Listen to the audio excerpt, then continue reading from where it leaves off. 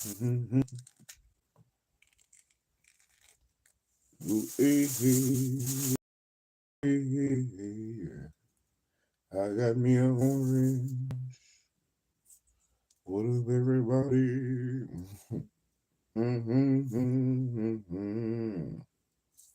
I, let's go to got me an orange, and it tastes so. Shalom, shalom, everybody. What up? How y'all doing tonight, this morning, today, 3 o'clock? What up? We're here for the next edition, the next session of Reading with SHILO. We're going to jump into Who Blessed You? Speaking to the Children of Israel, curated by Mr. George Frazier, Mr. Stan Matthews, and Azaniah Israel. We're on the next two on the list.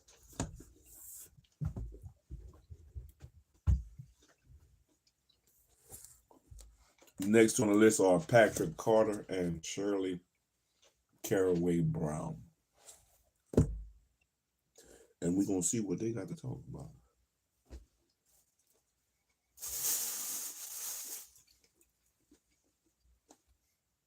Who influenced them? Who influenced them to become who they are and who they were? Who they are, who they might have been.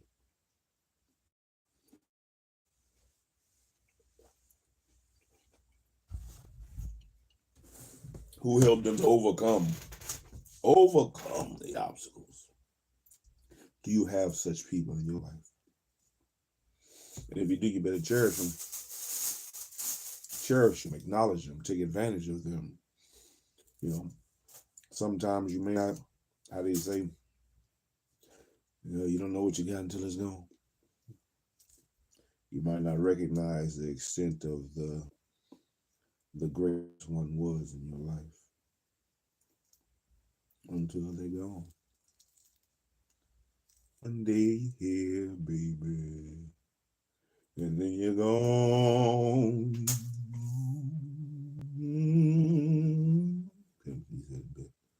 One day here, baby, and then you're gone. But we'll see. Acknowledge those around you. Shalom, shalom. Take advantage of the time you do have. You don't know how much time you got. So we're going to continue on after I finish this orange. Shit. All praises. After I finish this orange, we'll jump into the next two people within the book of Who Blessed You. Who Blessed You by Azaniah Israel, Stan Matthews, and George Frazier. The next two people are Patrick Carter and Shirley Caraway-Brown. But get this orange in before we read.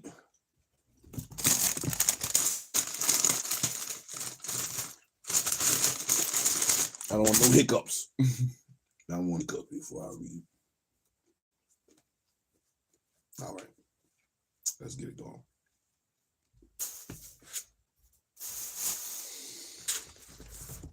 Speaking to the Children of Israel, curated by George Frazier and Stan Matthews and Azaniah Israel. Who blessed you? Mr. Patrick Carter. Faith, excellence, professionalism. Part 1, faith. Mrs. Helen Hamlet. I knew I was being fed a stream of lies from the very beginning, and now I was finally going to get some straight answers.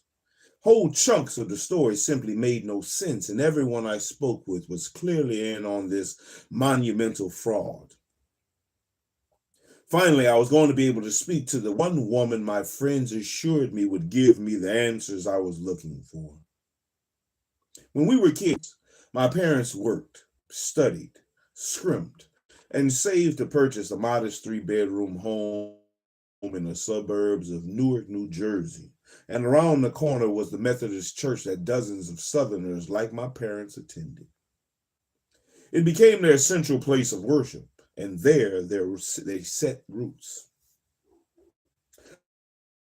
My brother and I joined kids from other young church families, and through Sunday programs and activities, a coterie of children became bonded for life. For many of us, Sunday school was better than real school because from first to eighth grade, the only book used was the good book.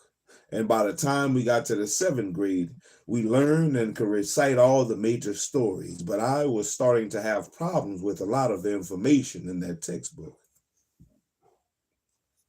We learned how God created everything in 6 days and how Noah built the ark to survive the flood.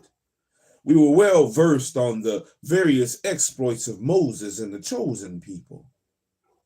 We were taught life in times of Jesus Christ, all 4 versions. And we were informed about how it will all end in death and destruction. And for a precious, selected few, they will ascend unto glory in the arms of the returned Savior. I just wasn't buying it. I was a child of science, of probable facts. I knew about dinosaurs, astronomy, the speed of light, and carbon dating. I also knew there were many other religions full of good people who did not believe all these stories either. There was so much conflicting data, and none of my science or math teachers would attempt to answer my questions on reconciling Sunday school and grammar school. My brother who was 3 years older than me, and who was in high school, was not struggling with these questions.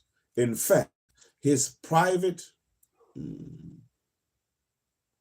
parochial school had religious classes alongside math and hard science classes. Parochial. Parochial. Parochial. He could appreciate my preteen crisis of faith. So he told me, calm down. All 5 feet and 1 inch of joy, full of elegance, wisdom, and a woman who courageously volunteered to lead the Sunday school class for high school students. She grew up in the South and survived Jim Crow. She organized, protested, and fought for civil rights, battled housing and employment discrimination, and in her retirement still had the God-given grace to work with children like us. Her class was to Sunday school what NASA was to the Wright brothers. So on my first day, I introduced myself and unloaded 5 minutes of facts that proved the Bible was nothing more than a stack of lies. And Miss Hammond, movable faith and a laugh of pure joy, was more than ready for the likes of me. Her response to my relentless rebuttal was, God can do all things, including handle your questions. She said to me with a smile on her face. Over the next years, Miss Hamilton taught us what I called practical faith, one anchored in scripture, but not beholden to it. A faith that offered the example of Daniel to give young people the courage to face Bull Connor in the 1963 and police misconduct in Minneapolis in 2020. She explained how we, like the Good Samaritan, could and should put the scripture into actions. She showed me that there is a difference between a lie and a lesson. She taught all of us that there was no way we could grow in faith or in life without questioning or seeking answers. To this day, I marvel at the latest technical and scientific breakthroughs and recognize how they push a literal interpretation of the Bible into a smaller and smaller box. While at the same time, I am in awe of how the truths taught in those lessons become increasingly relevant and opportunity important with each day we live and each challenge we face. Part 2, excellence, Paul Knox. Across the room, how anger registered on his face, and he started pushing through the crowd, his way directly toward me. I was hoping I would see him before he saw me to avoid this exact situation, but no such luck. He had seen me, and now there was no way out. My parents were born and raised in Alabama and Georgia, and they both believed and lived the power of education. The two of them traveled to the North armed with hope, work ethics, a place to live with family, and separate but equal high school diplomas. They went on to earn associate, bachelor, and master's degree. On the foundation of that education, they were able to move past menial jobs, become medical professionals, and were able to have a home, raise a family, and live a comfortable life. They spent the money to send us to the best private parochial, read predominantly white, schools during the week. Even for us kids, our refuge was coming back together with our church family every Sunday to reconnect and recharge. I especially look forward to the fourth Sunday of each month. On that Sunday, the regular old folks choir sat on the side while the younger, more exciting, more modern gospel and ensemble, the MGE, led by Paul Now, sat before the minister and led the congregation in song. Paul Knox was a generation younger than our church's regular organist and cool. His level of excellence was so high that he played the church's huge pipe organ, the baby grand piano, and even brought his own electric keyboards. He could play all the old spirituals and the contemporary gospel songs we heard on the radio. Under his leadership, sing with Paul, and luckily for us, there were only two requirements for entry. You had to be in high school, and you had to bring your report cards to stay in the choir. As choir director, Paul was a surrogate everything to us. He was available when we needed a father, a brother, a minister, a doctor, a guidance counselor, a financial advisor, a counselor, a mentor, or a friend. He and his wife had all the children they could ever want with all the MGE kids, and for those of us MGE kids, the expectation of excellence was straightforward. Spend 4 years in high school, get good grades, go off to college, graduate, then come back to join the church as an adult member of the ensemble. Occasionally, people veered from the plan in acceptable ways, like my brother did when he enlisted in the Army. Some people even extended the plan to 5 or 6 years over multiple universities, but the expectation never changed. When I came home early from college after only 6 semesters, with 2 changes in majors, but no degree and no focus, I knew I had veered too far from the accepted path. And carrying the weight of my mother's confusion, anger, and disappointment, I needed to regroup, reassess, and recharge. I needed to go to church on Sunday, a Sunday that was on the fourth Sunday, a modern gospel ensemble Sunday, and a Paul Knox Sunday. I had hoped to hang out on the balcony with the high school kids, listen to the sermon, and sneak out before the end of the services. But when man plans, God laughs. The pastor opened by welcoming me back from college, and the entire congregation turned in unison to say hello, including Paul from his position behind the baby grand. With that friendly hello, all hopes I had of escaping unnoticed was dashed. After the sermon, Paul caught up with me, and after looking me over, I expected that Paul, like most people in my life at that time, would see a lost and broken 21-year-old waiting for the latest barrage of unforgiving questions and dispiriting answers.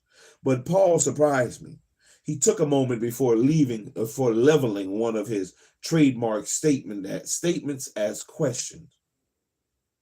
I'm going to see you at Tuesday's rehearsal, right?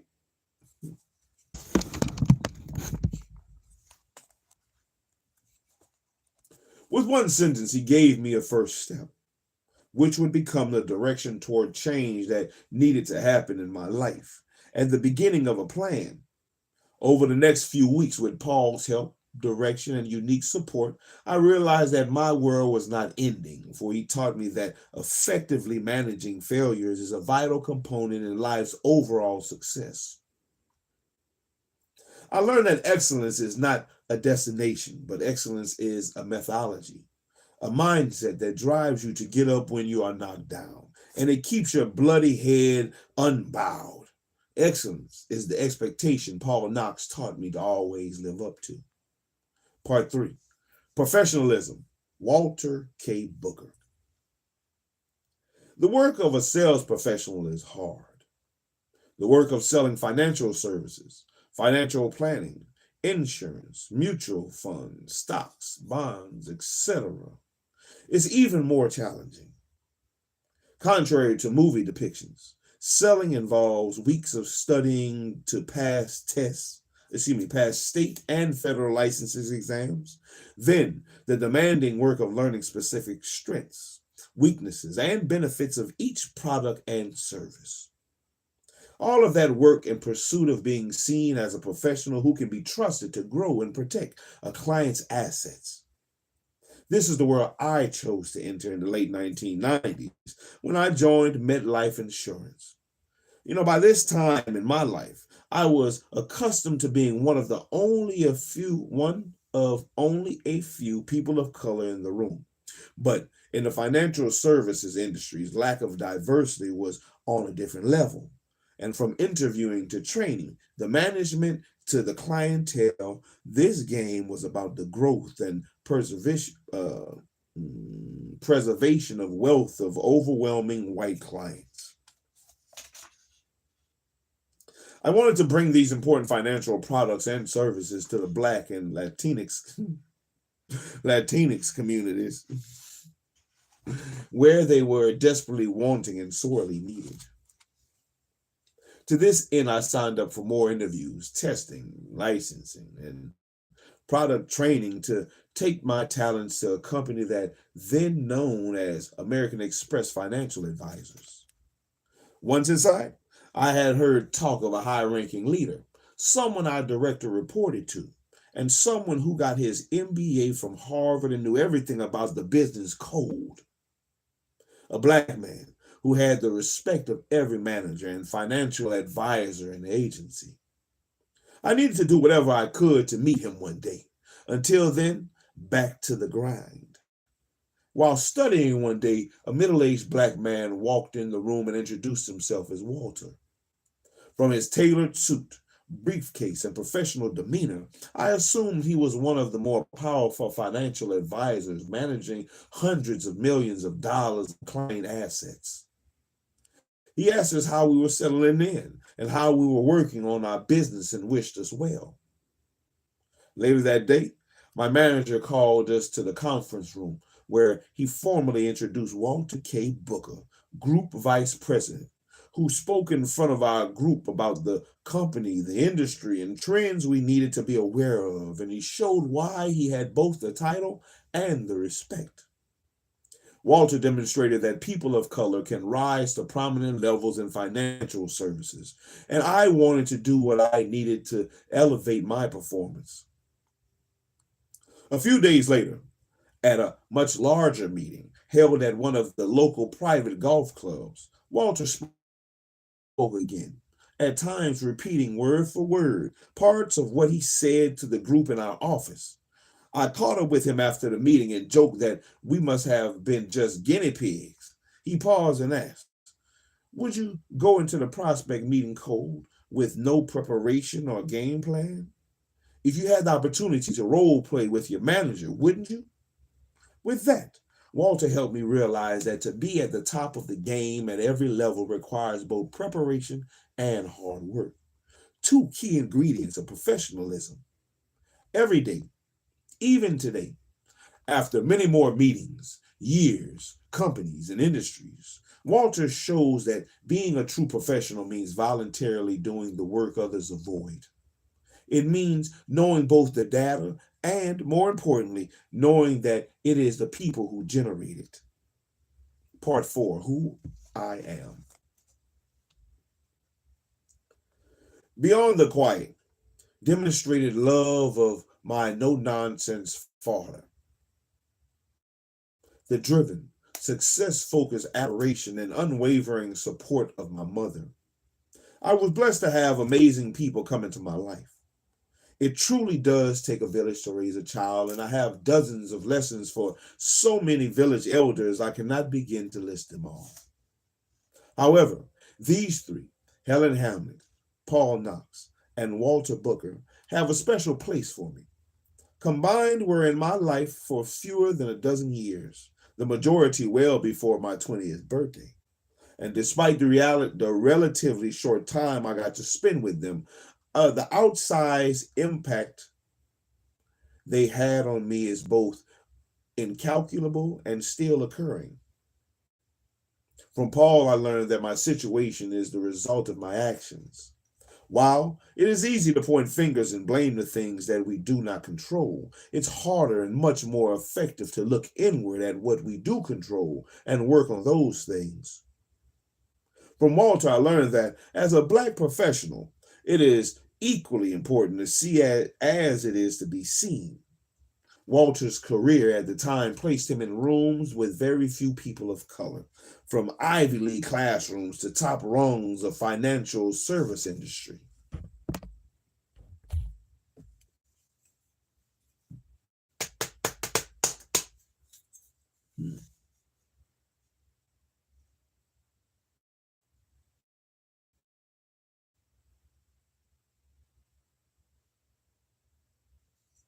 His words of encouragement down the ladder of success gave me the drive to make my way through the doors he was able to open.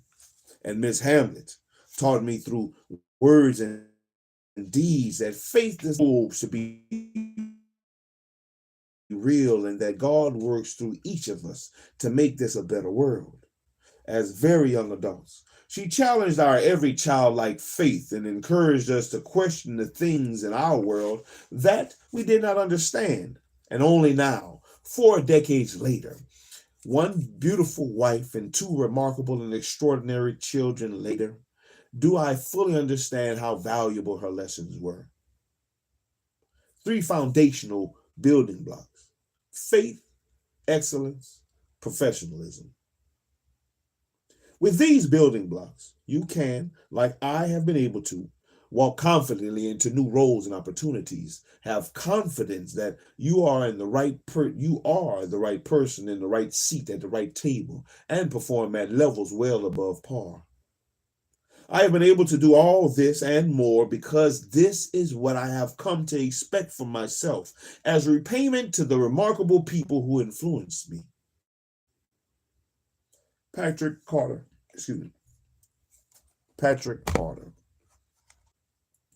is a retail sales leader who has built a 35-year career helping high-performing sales professionals recognize their full potential and also helps his clients to discover new paths to success. He specializes in coaching, mentoring, training, and developing salespeople and sales leaders. And his podcast appearances, interviews, and scores of published articles are influential resources in a rapidly challenging sales environment. Mr. Carter lives in New Jersey with his wife, Julia, who he has been married to for more than 30 years. Together, they enjoy spending time with their children, Kendall, Kirsten, and Bianca. And that was Mr. Patrick Carter. Let's jump to I want to apologize to those who have messages deleted. I'm not deleting them. I don't know why my shit is deleted.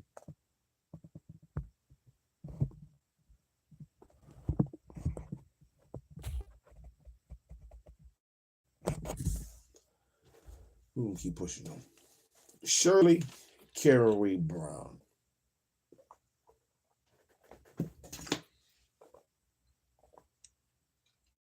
Miss Shirley Caraway-Brown. You are going to college. You are going to college. Mr. Stafford.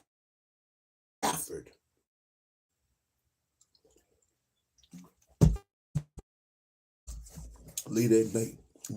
So, Mr. Stafford.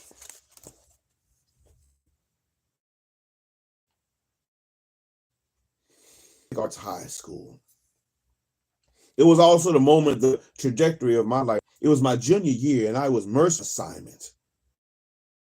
The corner and began climbing the stairs. If you lived through those times, you remember the apple hats, bell bottoms, platforms, and afros that dominated the era. If you did not live through it was a little strange because it seemed like they were waiting for me. On a college was you. Yeah, to college. After that, I began working for with Stanford, my American history teacher. He happened to already be my favorite teacher, and he taught my favorite subject. We were going to make it happen. He had planned to construct new history, new life stories through myself and others that years later could be looked to for inspiration. It was a different type of history. It did not start with others agreed with. It did not start with what others agreed had happened. It started with a bold vision.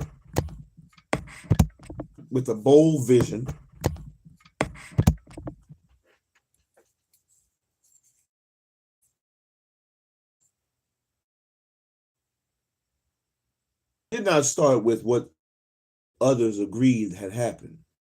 It started with a bold vision of the story I was going to be able to share. I was going to college, not just what happened for me and others, but how we got it done. Getting it done did not mean I understood the plan. It meant committing with every instruction, direction, correction, and wise counsel. I did not understand why he was doing it, how it would get done, or even why he thought I could do it. There certainly was not what folks called a college pedigree, and not one I knew had in the college. No one in my family, none of our family, friends, nor anyone in the narrow circle of our community. We were everyday people doing ordinary things. I had salaries. I worked, looked after younger siblings, and had an extracurricular sports or activity lined up for every season. I was a hurdle winter cheerleader. Far fewer Black women in those days were attending college. The exit lines were pretty much work, marriage, or college. So with a young son on the way, I did not fit the mold of the typical college-bound lady in the 1970s. Nevertheless, I embraced vision. My mind was focused on the goal. I committed to doing the work.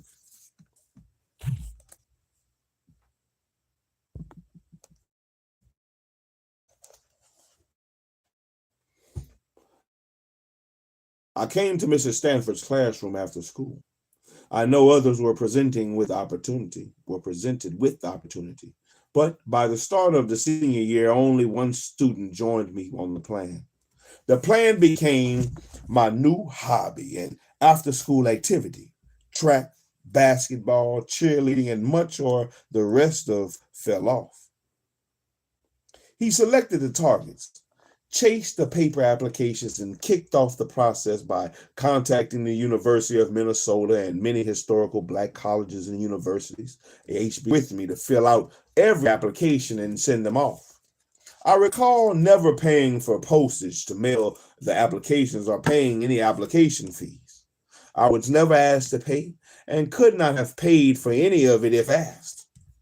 He negotiated fee waivers on my behalf.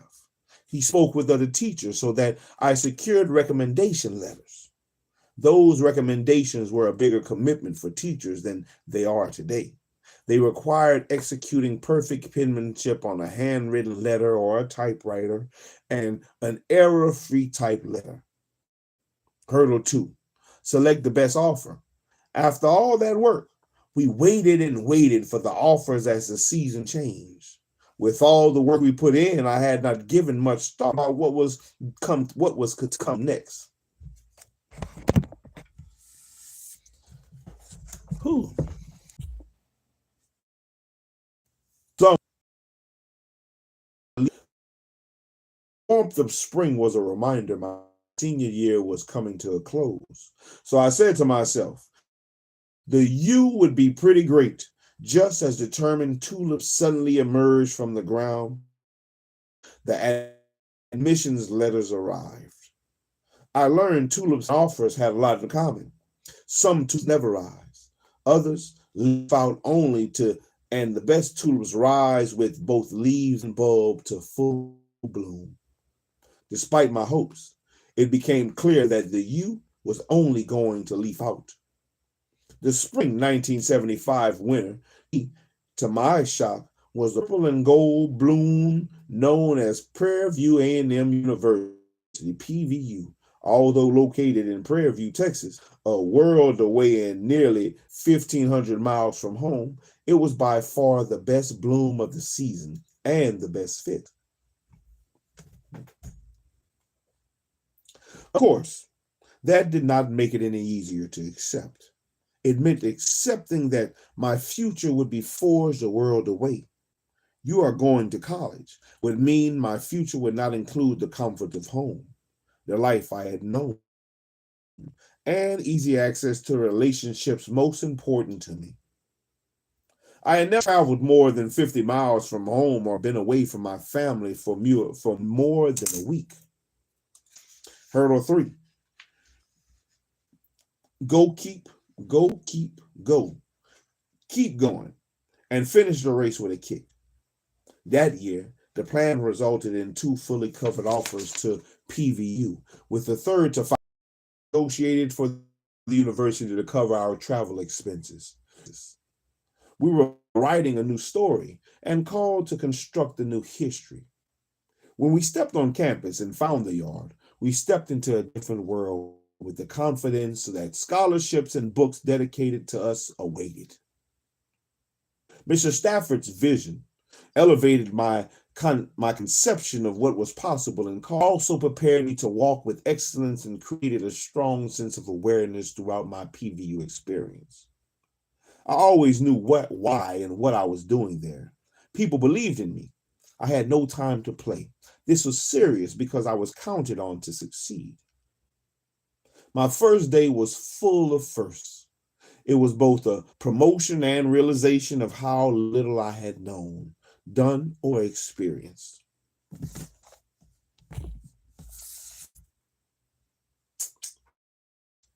As I entered the dining hall, my mouth flew wide open. The aromas of the South, all kinds of shades of black, the place of higher learning. I was in the midst of an experience touching all of my senses. After all, my worldwide view was framed from St. Paul, Minnesota, and this was an HBCU. The magnitude of the Black, intelligent, and proud people of my proximity to them was not the same. I was both amazed and caught off guard. Students were called from across the globe to attend PVU, and we were asked to promote, although I would come to learn that knowledge is power, and this power provides options. As I exercise my options, opportunities emerge that are unexpected and sometimes overwhelming and often hold great value. At the time, I could not totally understand this foundational truth. My vision had to be refined along the way. As my experiences expanded, my view of what was possible also widened, and as the outcome, my standard, the thing that I desired and expected from.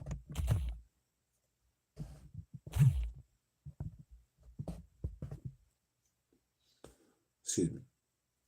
Come on with this humbug, man. My phone on this humbug right now.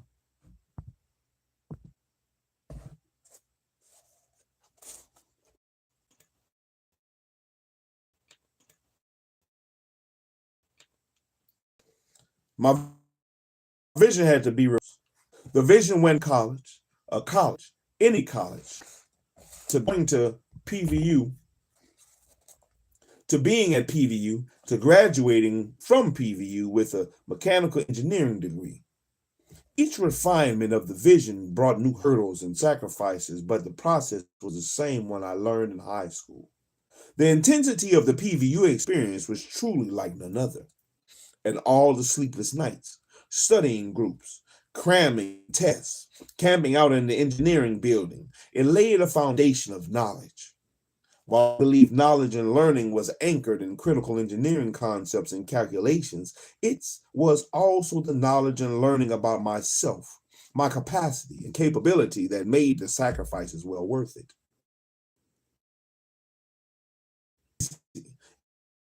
In fact, it was one of the most difficult things I've ever done. The study of mechanical engineering in a degree program requires dedication and great focus. Engineering requires a solid understanding of science and math principles, and mastery of ways those principles can be used both conceptually and practically to make life easier. For 4 years, my schedule was packed, and I had to stay constantly with little to no breaks.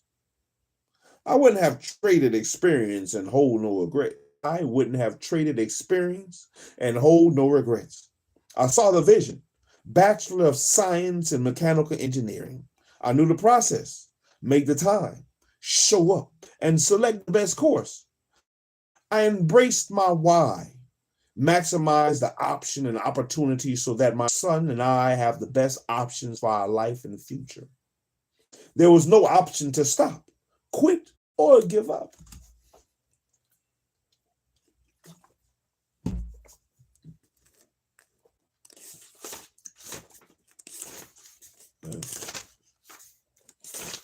She just getting started. Looking back, there were a lot of funny moments along the way. When I would tell people that I was majoring in mechanical engineering, most people, especially during college, thought I wanted to become a railroad engineer on a train and did not mind wearing a blue cap, overalls, and being covered in grease or dirt.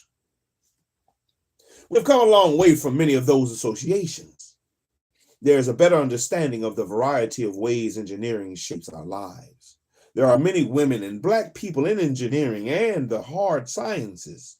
There are many more Black women at HBCUs graduating from engineering programs and enjoying successful careers. These advancements are to these advancements are due to those who others did not always see as engineers becoming engineers and committing themselves to shaping history to a more accurate narrative. And in most cases, more qualifications and experiences for the job and complete to an equal or higher standard. We were called into this rich legacy at PVU. It permeated from each professor's course and expressed itself in lectures, review sessions, and assignments. Understanding that larger meaning, and significance was utterly priceless. It further fueled the pursuit of my degree. Please don't assume this was expressed in friendly, collegial tones. Far from it, though, they pushed us without fail, and sometimes they pushed us very hard. Their courses required mandatory labs 3 days a week to ensure we immediately applied the principles taught to lecture to enhance our hands-on technical. It was a vital developmental tool. But I initially resisted, thinking it surely cannot take all of this. I quickly caught it, and it kicked me, and the kick propelled me forward. It really did take all of that to produce a PVU engineer. For there on, I could work on almost any of the challenges put in front of me with greater ease. There was a natural flow. It was like poetry in motion or playing a basketball. Poetry in motion. It was like poetry in motion or playing a beautiful melody. All the work and training came together in perfect harmony, simply because we refused to quit. I would not quit, and many of us were encouraged to never give up. We kept trying, pushing forward, and would never stop. Buried deep was the promise I learned. Always remember why I was there. My mission was to finish. If I put in the work, I will succeed. Achieving the dream produces options and rewards. Then are those I value into the time, talent, and treasures that were refined to graduate from PVU as a mechanical engineer have lasted a lifetime. And as I matured, I discovered the importance of teamwork within the framework of the affirming traditional culture. Today, PVU continues to produce young black and black. Young black and black. That's what it said. Young black and black. I guess it's supposed to be young black males and young black female. Young black and black female engineers at one of the highest rates in the nation. And I am proudly one of them. I finished the race. The architect's plan worked. His vision and our investment paid off. 2 out of 3 students who answered the call graduated from PVU with the BSME. I guess that's a bachelor in, I don't know. I was the first and only female student to do it, and I am forever grateful. My grandmother, my grandma, Vera D. Caraway, my grandmother, was a force all her own. She is the woman who, by and large, raised me as I lived with the trio, her, my great aunt Vina, and my great grandmother Maddie, during my formative years. My mother was woefully unprepared to be a mother, given her youth and her longings to fully explore life. My younger sister and I did not see much of her in those days or those years, as she fought to recapture the lost freedom of youth. She tried to regain it by running pillow to post while traveling from coast to coast.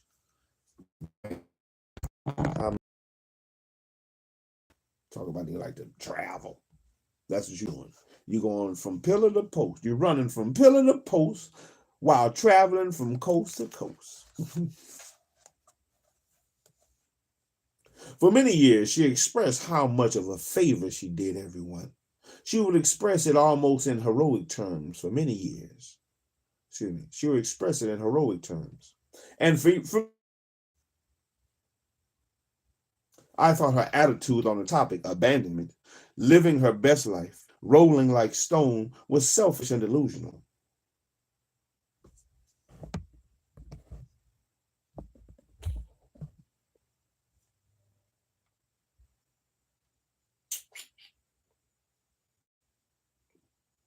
Now, when I think of my granny, I believe we would have never formed the bond we had without the time and the experiences we shared during those years.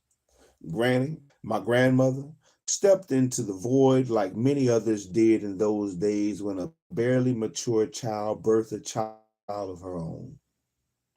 I believe she saw the pain and hurt of the young girl who felt like she was left behind, forgotten, and had little value, worth, or purpose.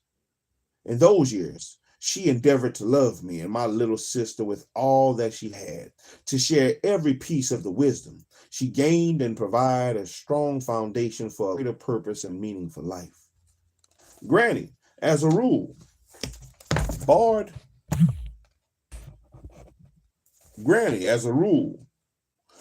my mother from keeping us until she showed she was responsible and had a stable life, predictable work, a place to live, solid relationship in place.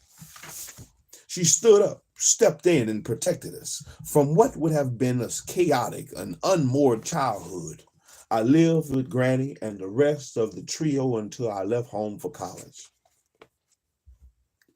The rhythm of life and the interactions between children and adults in those days was far different than what it is today.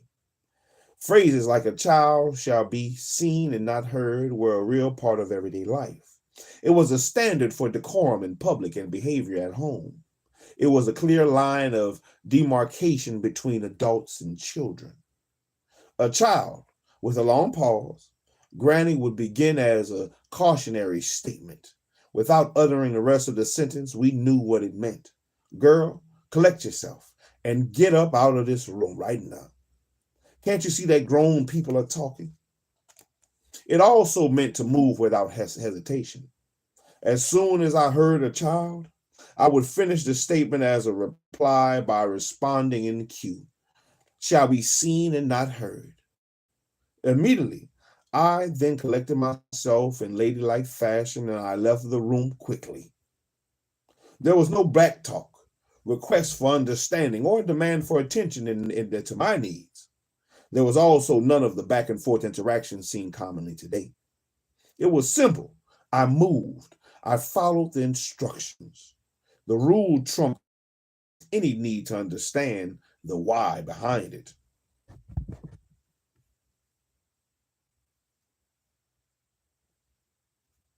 Children were not allowed to sit in the room while adults were talking. Never, ever, period. Granny also linked her code for conduct to the words children could not say under any circumstances. The biggies were and what, and what, in response to a request, questions, or instruction. Answering with things close to these phrases would truly irritate her. Now, she would try to help you to get it right. The best response was yes, ma'am, but yes was also acceptable. The concept she drove home was that there was a proper way to address her and acknowledge any request. And of course, if I were so bold to answer her with or a phrase like that, she would just continue to call my name as if she had not heard me, and until I acknowledged properly. Being raised by Granny, I found myself following the same tactics as a parent to my children, and now as a grandmother to their children. Yes, is a formative response, and rarely raises or responding with what is a slippery slope. What? Yep. You better not tell me what. Who you talking to? Yes, daddy. Yes, sir. You call.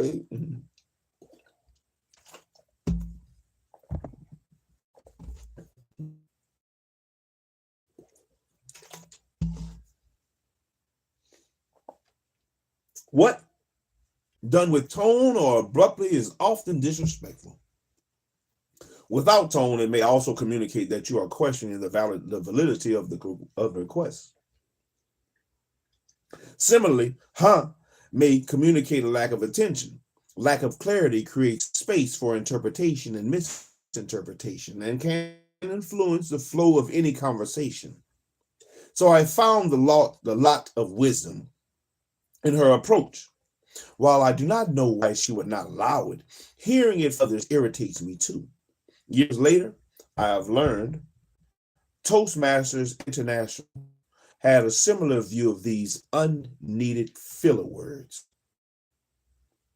It may be old school, or it may just be my granny in me, but children are not little adults. They need to be shielded from adult conversations. They need to be loved, cared for, and treated like children. Granny was one of those ordinary, everyday people who had an extraordinary heart, a quick wit, and loads of wisdom. She stayed home, kept a clean house, always made sure that we had hot meals, combed our hair, made sure we had clean clothing, and most importantly, she kept a roof over our head. We were not well off, but I never remember really lacking too much for anything we needed. If there was a need, the trio made sure it was met. They worked together as a team to make sure that my sister and I were well taken care of until my mother found herself. Did she find herself yet? Was one of those lingering questions left unanswered during my youth. We were all hoping that someday she would be found. Someday she would be found. My grandmother nurtured us and modeled us an outstanding work ethic. She rose early and believed in taking the time to get things done right. The first time. Granny hated going back over something and redoing again. I found myself amazed as I watched her get the needed things done with a determination, persistence, and focus on the outcome. Either it got done or it did not get done. It was her true and sole metric of success. While she only had a sixth-grade education, you had no way of telling based on the wit, quips, and wisdom she offered.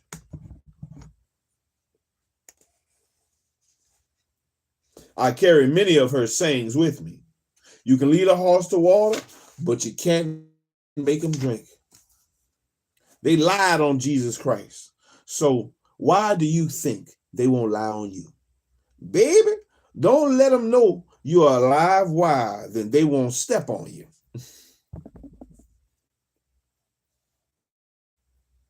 Baby, let them know you are a live wire, then they won't step on you. Just like people have assholes, they have opinions.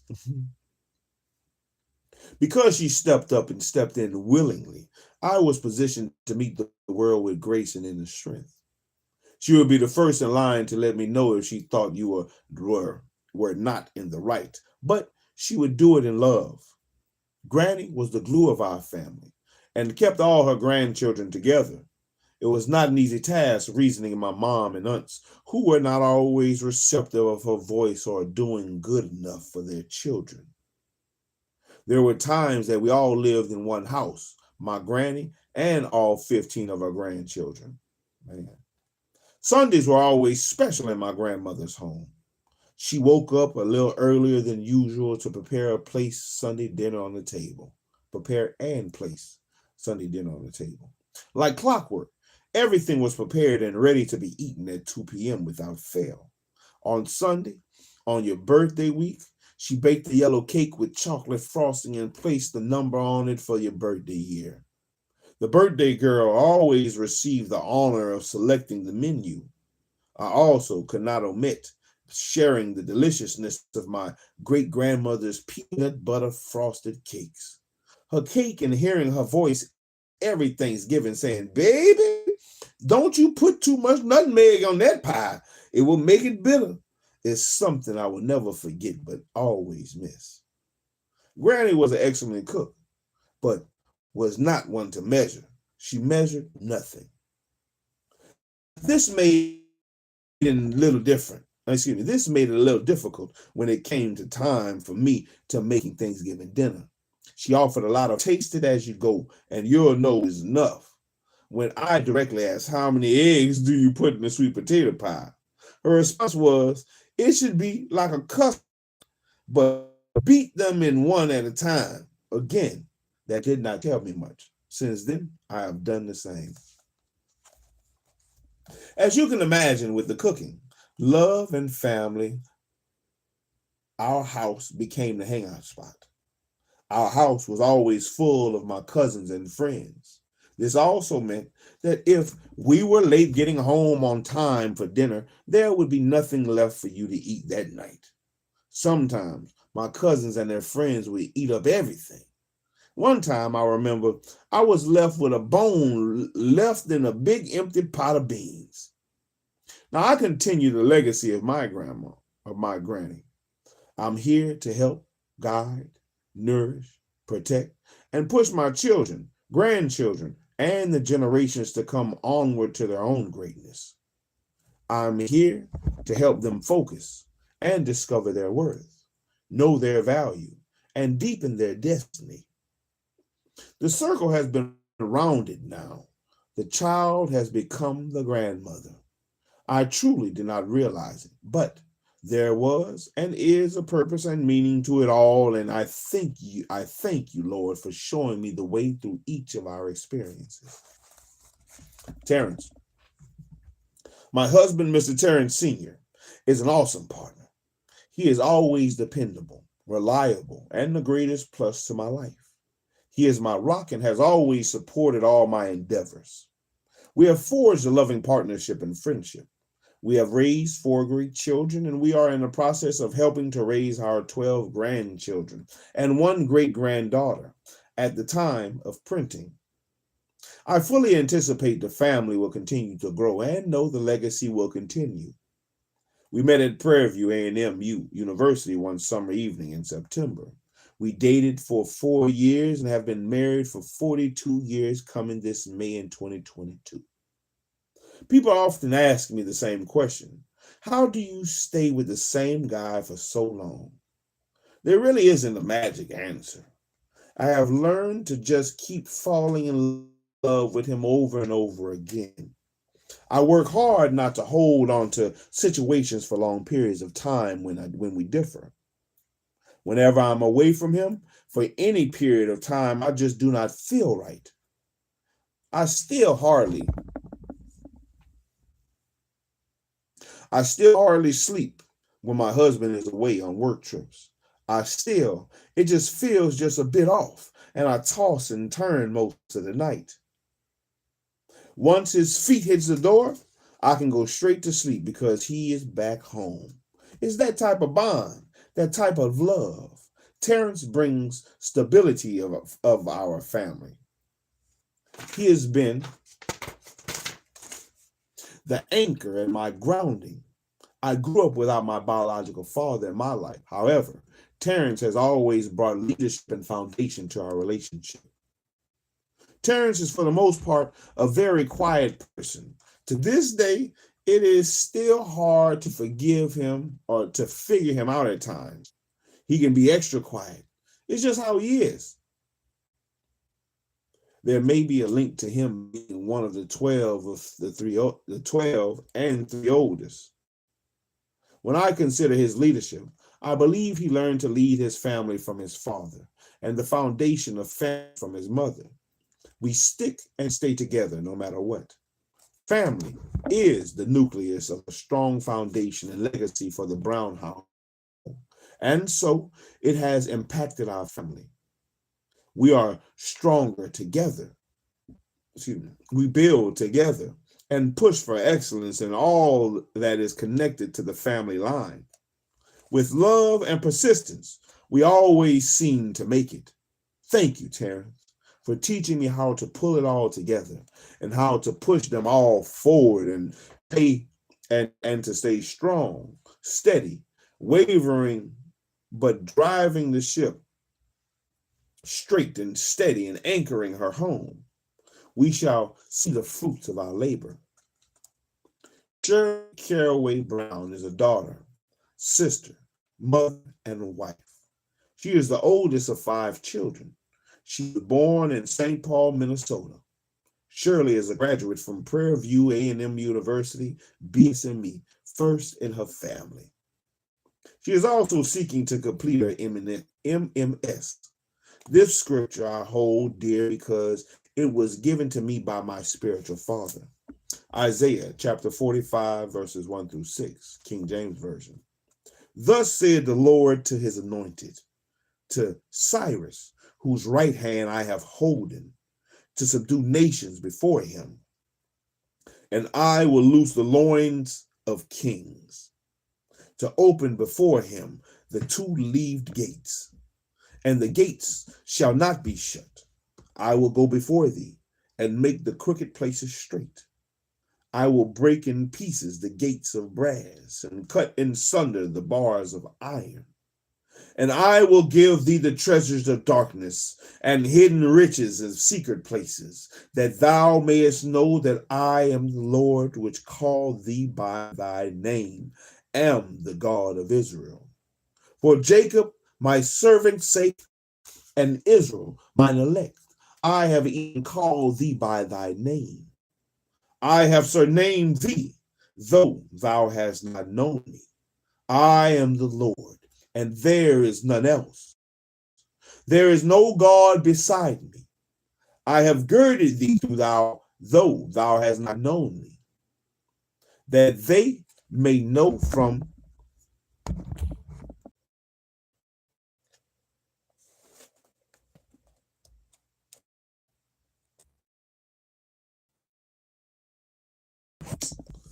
my phone tripping, man. My phone tripping.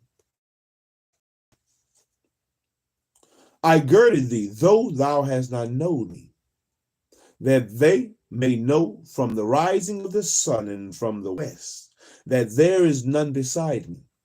I am the Lord, and there is none else. Shirley holds a position supporting information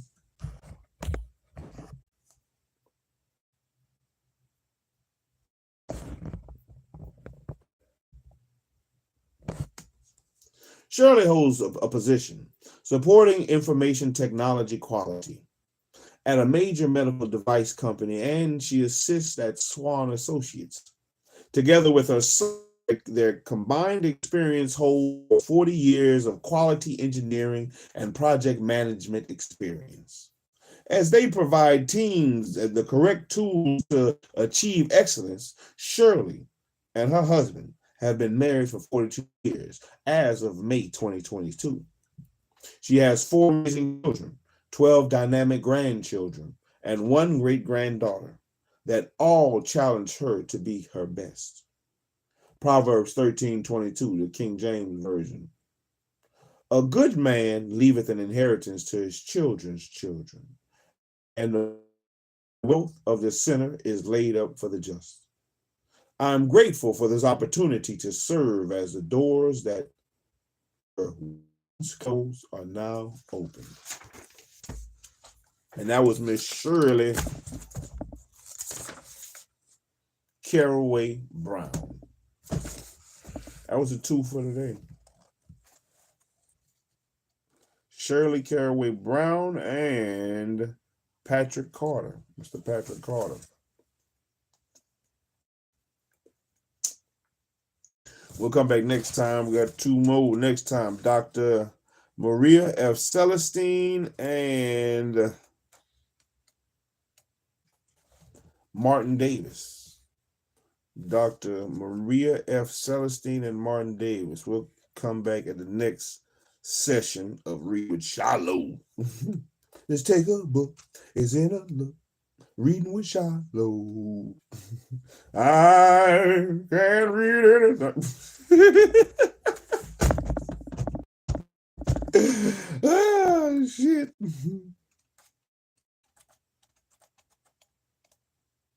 Yeah, we're going to keep pushing. We're going to keep pushing to try to finish the book, man. We are definitely on the down slope of the book, man. We only got this much to go. We're on the down slope of the book as people are telling these stories about the influences and, you know, the tribulations and trials they have overcome to succeed in their lives up until this point. So far, so good. It's definitely been some funny things for me. It might not have been funny to them when they wrote it, but it's funny to me, you know. But, you know, I appreciate those things. I need that type of stuff for me to keep reading, for me to want to keep reading.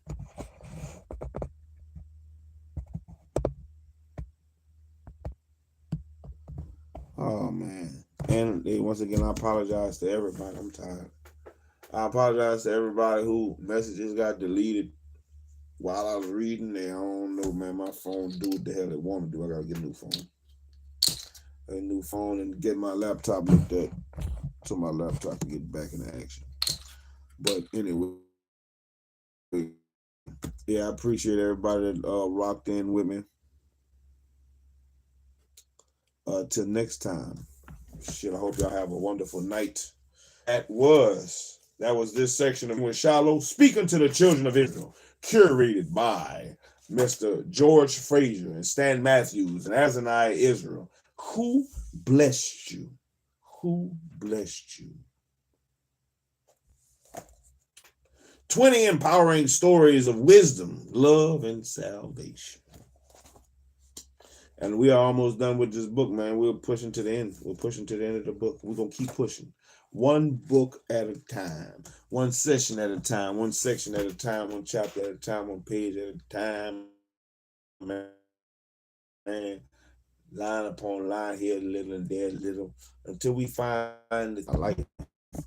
You know, who knows? Who knows? Maybe it can help us succeed. You know. See what it is, you know. What it say? Chew the meat, spit the bones. Chew the meat, spit the bones. And a little bit at a time. How do you eat the elephant?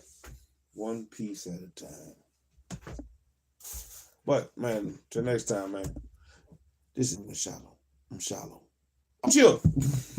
Shalom, man. Shalom. Till next time. Shalom. Hope you have a wonderful. I'm out here.